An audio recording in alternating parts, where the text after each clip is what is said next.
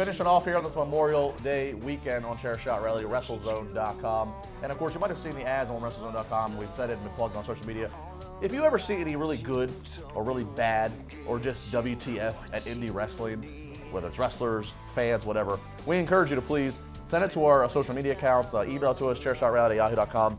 We'd love to start being able to feature in a segment the good, bad, and what the. And to be like the CSR Botchamania?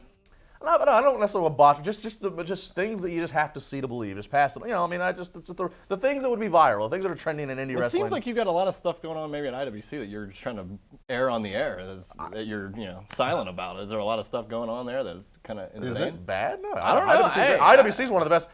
I know it is. Yeah. I didn't even do it. Shout out to Elias Sampson, former IWC champion, making his Raw debut. I mean, we had Elias Sampson, Corey Graves on commentary. I mean, IWC just breathing. Adam Cole going to be in Super Indie. Adam Cole's going to be in Super Indy. He got kicked out of Bullet Club, though. He's no.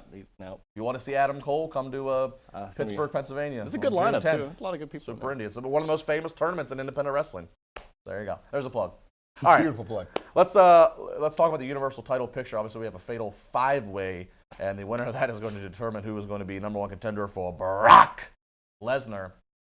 It would seem inevitable, wouldn't it, gentlemen, when you have Paul Heyman come out and cut a promo with only one of the individuals in this match, and Mr. Finn Balor. You would think that, but I don't know if I agree with it. I think everybody's been in this agreement of I don't know if that's a word, by the way, that Finn Balor versus Brock Lesnar is just not the right way to go here, especially if they're going to take the belt off Brock and put it on Finn Balor. I think whatever match happens at the Great Balls of Fire, whatever the hell it's called, then should not have a title change. I think it should go to SummerSlam and Braun should win the belt. Well, let's also be clear. They have not ever said when this title match would be. So they could. And in theory, they could hold it until SummerSlam if they wanted. Yeah, but I don't think that's the match. You got to have.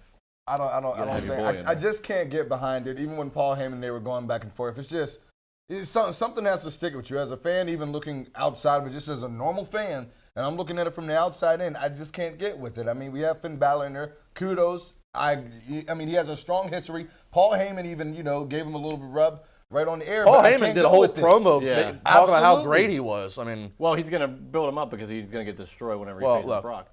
And my thing is, as odd as it would be, and he's so small and it's such a disadvantage, I'm still going to be captivated by how they're going to try to pull that match off. Well, that's what I mean. I mean, because the Demon's probably going to come out then, right? I mean, when Brock suplexes him, does Finn land on his feet? Yeah. That's Look, wrong. Here's my thing. I have a problem with the size difference because Brock is booked to be so real in his matches. Finn's talented, but I mean, come on. Yes, I know we've seen it against Seth Rollins, and I wasn't even, and Seth's even bigger than Finn, but I understand them doing it for the business because there are a lot of Finn Balor fans and people are going to want to watch this. The only way that I could really buy it is if this is how they align Gallows and Anderson with Finn. If it took numbers to beat Brock, I'm okay with that. Especially, two guys that have had the took numbers to beat Randy Orton. Yeah. Well, I would be okay with that if they use that. But other than that, I think the only other way in the match, Samoa Joe. Yeah, kind of believable, but I feel like the whole Joe's going to kill you vibe is really going away. It'll be too much of a fast track for him to be like. Yeah, I don't want to see. Bray Wyatt, I don't really want to see that. Roman Reigns are probably holding for something else. WrestleMania 34. It's all set up for Finn to win. And again, unless he gets aligned with Gallows and Anderson or something like that, or they make it I think a no DQ match, something to where Finn has some sort of chance. He needs a leverage. Yeah, he has to have something. Otherwise, I don't know. I don't see it as believable. And I think it would ruin this whole thing if they had to get Brock the belt in the first place if you're going to give it to Finn. Well, and the one question also is, we're under the assumption of the reports that Brock is going to be at the July pay-per-view and then at August in SummerSlam. So, okay, let's say if Finn wins. Well, that's one show accounted for.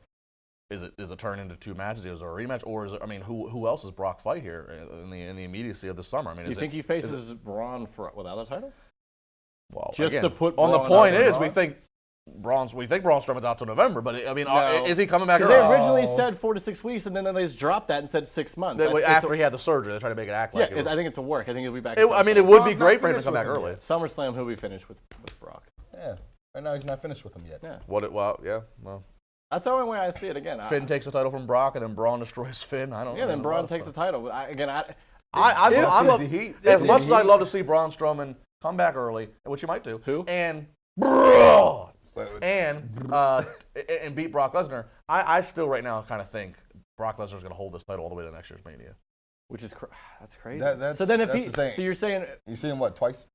If he loses the belt, then or if he doesn't lose the belt, then he'd have to beat Braun. Then I don't know. Well, but that's easy to be done. It doesn't have to beat Braun. I mean, there could be no contest. No squash. I don't know. It's all weird. I think it messes everything up that everybody just assumes it's going to be Roman and Brock at Mania 34. I really hope they faster. I don't want to see that. I know. And well, I know Vince probably has it. Vince probably. Both beat I want to see it soon. It's I don't want to see Orleans. it. I've already seen them at Mania. I've already seen Brock versus Roman. I don't want to see it again. Why? I thought it was entertaining. No, but I don't want. But I mean, do you really think that matters? I mean, how many times do we say? No, I know.